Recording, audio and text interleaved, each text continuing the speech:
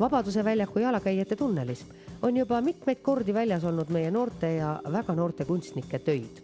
Eelmiselgi nädalal avati taas siin uus näitus, kus seekord väljas teismeliste kunstnike tööd.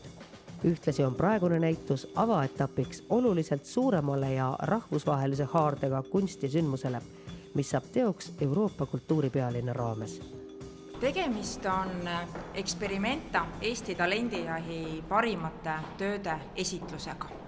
Ja Experimenta on koolinoorte kaasaegse kunsti triennaal, mis toimub täiesti esmakordselt järgmise aasta aprillist juunikuuni Tallinna Lauluväljakul, Maarjamäe lossis ja nende vahelises avalikus linnaruumis.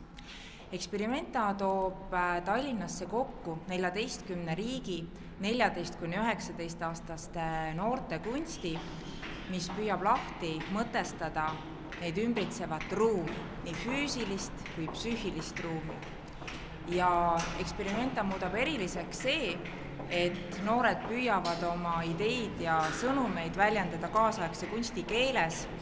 Need noored on välja valinud ja nendega koos töötanud eri riikide mainekad kuraatorid, nii et proovime esitleda koolinoorte kunsti kaasaegse kunsti mängureeglite järgi. Millised Eesti noorte kunstnike tööd triennaali vääriliseks tunnistati, seda saab näha jalakäijate tunnelis äsja avatud näitusel.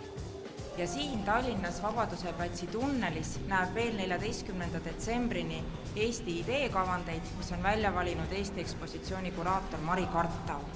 Ja siin on siis nendest valik nii-öelda kõige huvitavamaid ideid, millel on potentsiaal saada ka teosteks ja saada esitletud Experimenta raames juba järgmise aasta kevadsuvel.